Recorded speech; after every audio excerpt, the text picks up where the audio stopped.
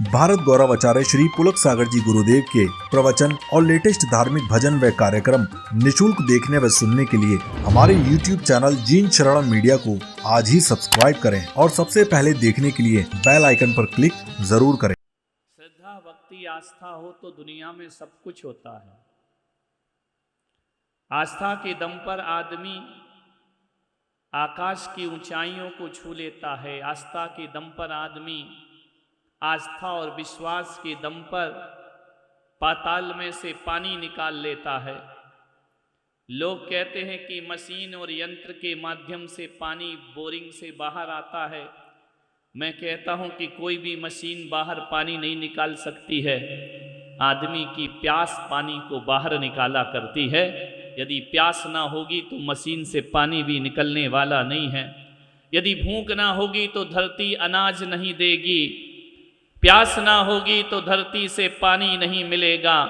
और विश्वास नहीं होंगे तो लोग हिमालय की चोटियों पर चढ़ने वाले नहीं है। सब आस्थाओं से चलता है। एक व्यक्ति ने पूछा कि महाराज, भगवान होता है क्या? मैंने कहा मुझे तो नहीं मालूम। तो बोले यदि होता है तो दिखाओ। हमने कहा भगवान तो होता है, यदि मुझसे पूछेगा और दिखाने की बात है तो एक बात याद रखना, यदि तेरे पास देखने वाली आंखें हैं तो भगवान दिखाई देता है, और देखने वाली आंखें नहीं हैं तो भगवान दिखाई नहीं देता है। और एक बात याद रखो कि आंखों के चर्म चक्षुओं से भगवान नहीं दिखा करते हैं, धर्म चक्षुओं से भगवान के दर्शन हुआ करते हैं। धर्म चक्षु कौन से है? वो श्रद्धा के हैं, वो विश्वास के हैं, वो लगन के हैं। भगवान किस किस रूप में कब कैसे दर्शन दे दें ये हम भी नहीं जानते और आप भी नहीं जानते हैं। आज जो भी जीवन अपना चल रहा है वह भगवान के द्वारा ही चल रहा है, उसकी कृपा है।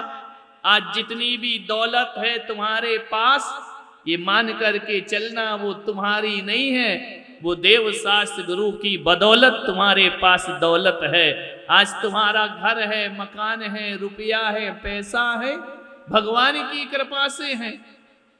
यदि पुण्य नहीं कमाया होता तो बहुत से लोग इस दुनिया में ऐसे जी रहे हैं जिनके पास चार दीवार और एक छत भी नहीं हुआ करती है, जिनके पास दोनों पैर नहीं होते हैं, ऐसे भी लोग धरती पर हैं। जिनके पास हाथ नहीं होते हैं और ऐसे भी लोग इस धरती पर हैं जिनके पास सुंदर सी प्रकृति देखने के लिए आंखें भी नहीं हुआ करती हैं। ये उसकी कृपा है, ये भगवान की भक्ति। पिछले जन्म में कहीं ना जाने कौन से समय, कौन सी घड़ी में हमने कौन सा पुण्य कर लिया होगा, मनुष्य भव हमको प्राप्त हो गया। कौन सा हमने ऐसा जिनालय की वंदना कर ली होगी, आज जैन कुल में अपना जन्म हो गया है, जैन शासन में अपना जन्म हो गया है। कुछ ना कुछ तो किया होगा, वरना दुनिया में तो कई जगह जन्म लेने के स्थान हैं। भोग विलास की दुनिया में भी हम जन्म ले सकते थे, लेकिन हमने भारत जैसे देश में जन्म लिया है जहां पर हम ही नहीं, साधारण लोग ही नहीं, तीर्थंकर जैसी आत्माएं भी जन्म लिया करती हैं। महापुरुषों का जन्म इस भारत भूमि पर होता है। अभी अमेरिका में, चाइना में, जापान में पैदा हो जाते, क्या मिलता? ना धर्म मिलता, ना पूजा, ना पाठ, ना विधान। जो कुछ थोड़ा बहुत वहाँ चल रहा है ना, वो हम भारत के लोगों ने ही वहाँ तक धर्म पहुँचाया है, वहाँ तक अपनी संस्कृति को पहुँचाया है। हमने ही तो किया है सब कुछ। ध्यान रखिए, ऐसी धर्म के प्रति जो प्रगाढ़ आस्थाएं रखते हैं उनके घर में फिर किसी लक्ष्मी की पूजा की जरूरत नहीं होती है। रिद्धि सिद्धि उसके दरवाजे पर खड़ी रहा करती हैं, हाथ जोड़ करके, जिसकी आस्था जिनेंद्र भगवान पर हुआ करती है। एक शख्स था जो कहीं जा रहा था बड़ी बहुत रफ्तार से, उसके पास वक्त नहीं था, बहुत बिजी था। वह बड़ी तेजी से एयरपोर्ट की तरफ गया। जैसे एयरपोर्ट के अंदर गया, जाकर के फ्लाइट में बैठा, उसे बहुत जरूरी काम से कहीं जाना था। उसके पास बिल्कुल एक एक मिनट कीमती था। जैसे फ्लाइट में बैठता है थोड़ी दूर फ्लाइट उड़ती है, उड़ करके जाती है। ये घटना है बहुत महत्वपूर्ण। वह फ्लाइट उड़ करके जाती है, इतने में फ्लाइट में ऐलान होता है कि जो भी पैसेंजर बैठे हैं कृपया ध्यान दें, हमारा रेडियो सिस्टम गड़बड़ हो रहा है, इसलिए हमें अपना फ्लाइट पास के एयरपोर्ट पर ही लैंड करना पड़ेगा। उस आदमी के पसीने छूट गए, उसको एक कॉन्फ्रेंस में जाना था, आज जाना था, अभी जाना था। उसने कहा ये क्या हो गया, यदि मैं लेट हो गया तो कॉन्फ्रेंस में नहीं पहुंच पाऊंगा। उस आदमी ने सोचा कि ये कॉन्फ्रेंस केवल मेरे लिए रखी गई है, मैं ही नहीं पहुंचा तो क्या होगा। बहुत परेशान हो गया, लेकिन क्या करे, मजबूरी थी, मौसम की खराबी, बारिश का मौसम, उस फ्लाइट को लैंड करना पड़ा एयरपोर्ट पर। वह घबराया सा उतरा, जाकर के कैप्टन से बोला कि ये गलत किया तुमने, मेरी जिंदगी का सवाल है, मेरी बहुत महत्वपूर्ण कॉन्फ्रेंस छूट गई, मैं कैसे पहुंचूंगा वहां। एयरपोर्ट में विवाद कर रहा था, विवाद से होता क्या है, कुछ हल तो निकलने वाला नहीं, अब फ्लाइट तो उड़ने वाली नहीं है। बाजू में एक सज्जन खड़े थे, उन्होंने कहा कि आपको कहाँ जाना है, बोले मुझे अमुक जगह जाना है। उस व्यक्ति ने कहा अब ज्यादा बहस मत करो, बाहर से टैक्सी पकड़ो, 2 घंटे में पहुंच जाओगे आप वहां।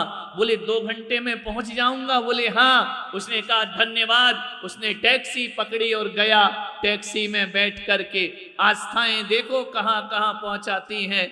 जैसे ही पहुंचा तो क्या हुआ, रास्ते में तूफान आ गया, आंधी तूफान आ गया, टैक्सी रास्ता भटक गई। ध्यान रखना, हम लाख पुरुषार्थ कर लें, किस्मत में जो लिखा है होता वही है। ध्यान रखना, कितनी मेहनत की उसने, ड्राइवर से बोला जल्दी चलो जल्दी चलो। अब इतना आंधी तूफान बारिश, बिजली चमक रही है, जाना जरूरी है, रास्ता भटक गया। ड्राइवर ने गाड़ी खड़ी कर दी जंगल में कि मैं तो रास्ता ही भटक गया बाबूजी, जाना कहाँ था। उसने कहा बाहरी मेरी किस्मत, फ्लाइट में बैठा तो वो नीचे उतर आई, गाड़ी में गया तो वो तूफान में फंस गई, अब जाऊं कहाँ, आज की एक कॉन्फ्रेंस मेरी छूट जाएगी। क्या देखता है, गाड़ी से उतरकर उस तूफान में गाड़ी में बैठा है, डर भी लग रहा है। उसने देखा जंगल में एक छोटा सा मकान बना है। जैसे ही गया, बोले चलो इस मकान की शरण लेते हैं, आश्रय लेते हैं। गया, दरवाजे खटखटाए, भीतर से आवाज आई जो भी हो अंदर आ जाओ। दरवाजा खुला हुआ है, आंधियां चल रही हैं, तूफान है, जो भी है वह अंदर आ जाए। जैसे ही वो व्यक्ति अंदर पहुंचा, एक बुढ़िया मालूम है क्या कर रही थी, भक्ताम्बर जी का पाठ कर रही थी बैठकर तूफान में। भक्ताम्बर जी का श्लोक पढ़ रही थी, घबराहट में जंगल में बैठी थी। भक्तामर प्रणत मौलि मणि प्रभाणा पढ़ रही है वह श्लोकों को। उस जैसे ही वो आदमी पहुंचा, उसने कहा कि माँ तुमने मुझे पनाह दी, मैं तुम्हारा बहुत बहुत शुक्रिया करता हूं। उसने कहा ये सब मत करो। कैसे आए, बोले तूफान है, रास्ता भटक गया हूं, मैं तुम्हारा फोन यूज कर सकता हूं। बुढ़िया ने कहा कि फोन, मेरे घर में तो बिजली भी नहीं है, फोन कहां से होगा, जंगल में रहती हूं, मेरे पास टेलीफोन नहीं है, मोबाइल नहीं है मेरे पास। उस आदमी ने कहा यार आज मेरी किस्मत को हो क्या गया, सुबह से फ्लाइट में बैठो तो वो उतर गई, गाड़ी है तो रास्ता भटक गई, इस बुढ़िया के पास आया तो इसके पास फोन वगैरह कुछ भी नहीं है। वो आदमी सिर पर हाथ रख करके बैठ गया, आज मेरी महत्वपूर्ण कॉन्फ्रेंस छूट गई, मेरा फ्यूचर बिगड़ गया, आज मुझे वहां जाना था जरूरी। बुढ़िया ने कहा घबराओ मत, तुम क्या कर सकते हो, जाओ वहां देखो एक कटोरी में भगवान का गंधोदक रखा हुआ है, उसे लो और अपने मस्तक पर लगाओ, थोड़े फल रखे हुए खा लो, मुझे लगता है कि सुबह से भूखे हो, खाना नहीं मिला है, थोड़ी शक्ति आएगी, ताकत आएगी। बोली माँ जी मुझे बहुत जरूरी काम से जाना है। बुढ़िया ने कहा जीवन से जरूरी तो कुछ नहीं हुआ करता है ना, जीवन को क्यों खराब कर रहे हो, पहले कुछ खा लो। वो फल खाने लगा, गंधोदक मस्तक पे लगाया। बुढ़िया क्या कर रही थी? भक्तांबर पढ़ते जा रही थी और उसके बाजू में एक 4-5 साल का बच्चा लेटा हुआ था। वह काव्य पढ़ती और बच्चे को हिला देती बार बार। उस आदमी ने कहा कि ये क्या करती हो माँ, इसको क्यों हिला रही हो? बोले महाराज मैं क्या बताऊं, तुमने फल खा लिए, गंधोदक लगा लिया, ये बच्चा जो है ना बहुत बीमार है, ये मेरा पोता है, 4 साल का है, इसकी जन्म देते ही माँ की मृत्यु हो गई, कुछ दिन बाद इसका पिता भी दुनिया से चला गया, अब ये बच्चा मेरे भरोसे जी रहा है, मेरे पास इतना पैसा नहीं, रुपया नहीं कि शहर में रह सकूं, इस जंगल में अकेले मकान में मैं रहती हूँ और मालूम है इसे इतनी खतरनाक बीमारी है कि इसका इलाज नहीं हो पा रहा है, मेरे पास पैसा नहीं, मेरे पास पहुंच नहीं, मैं तो भगवान भरोसे जी रही हूँ, रोज भक्तांबर सुनाती हूँ इसको और यही सोचती हूँ कि मेरे आदिनाथ बाबा इसे बचा लेंगे, इसे जीवन प्रदान करेंगे, मेरे पास कुछ नहीं है, 6 महीने से बीमार है, ना कुछ खाता ना कुछ पीता है, मैं केवल 2 रोटी खिला के भगवान का नाम सुनाती हूँ। उसने कहा तू शहर क्यों नहीं जाती है? बोले मेरे पास पैसा नहीं, मैं कहाँ शहर में जाऊंगा। तो बोले इलाज क्यों नहीं कराती है? बोले सब डॉक्टरों ने देख लिया, एक डॉक्टर जैन है शहर में, कहा उससे दिखाओ, वो इसका इलाज कर सकता है। क्या बीमारी है? जाकर के देखा, बोले एक डॉक्टर जैन, लेकिन बताओ बाबूजी मैं जंगल में शहर में जाऊंगी, कौन वो डॉक्टर मुझे सुनेगा, इतना बड़ा आदमी, इतने पैसे वाला, कैसे मैं इलाज कराऊंगी? डॉक्टर जैन बोले हाँ। तो बोले माँ बीमारी उससे पूछी, उसने बीमारी बताई, उस डॉक्टर जैन की आंखों से आंसू छलक पड़े, वही तो डॉक्टर जैन था जो बच्चे का इलाज करने के लिए वहां पहुंच गया। उसने कहा वो मैं ही हूं। बुढ़िया ने कहा तुम हो?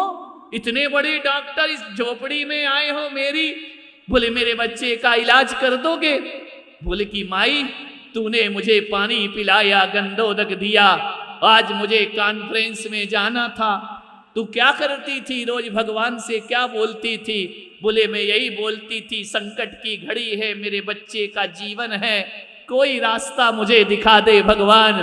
बोले माँ तेरी दुआ कबूल हो गई, तेरी प्रार्थना कबूल हो गई, आज समझ में आया मुझे क्यों मेरी फ्लाइट कैंसिल हुई, क्यों मेरी गाड़ी रास्ते में भटक गई, क्यों तूफान ने मुझे तेरे घर पे लाके छोड़ दिया। ये मेरी वजह से नहीं, ये तेरी प्रार्थना की वजह से हुआ है। देख मैं स्वयं चल कर के तेरे पास आ गया हूं और उसका उन्होंने इलाज किया, मैं तेरे बच्चे का इलाज करूंगा, चिंता मत कर। बोले बेटा तुझे तो जाना है ना कॉन्फ्रेंस में, तेरी बहुत बड़ी मीटिंग है। बोले नहीं मेरी मीटिंग की कीमत नहीं, आज जो मीटिंग कमाई, आज जो मीटिंग रची गई है वो आदिनाथ भगवान ने हमारी मीटिंग तुम्हारे साथ कराई है। बुढ़िया की आंखों से छल छल आंसू। बुढ़िया ने कहा कि बाबूजी मेरा जो भी दुआ मांगती हूँ भगवान से जरूर पूरी होती है, भगवान जरूर देता है, भले तुरंत ना दे इंतजार के बाद दिया करता है। जो सच्चे दिल से भगवान का ध्यान करते हैं, भगवान अपने भक्तों की मदद कैसे कर सकते हैं ये भगवान ही जान सकते हैं और दूसरा कोई नहीं जान सकता। उसने कहा जाने दो वो कॉन्फ्रेंस, तेरे बच्चे का जीवन मेरा सबसे बड़ा भविष्य है। मालूम है? बुढ़िया ने कहा कि तुझे मालूम है ना मेरी प्रार्थना भगवान जरूर सुनता है। एक बात याद रख, तू जिस कॉन्फ्रेंस के लिए जा रहा है ना, चल मैं हाथ फैलाकर बाबा से उसकी भी दुआ मांगती हूँ।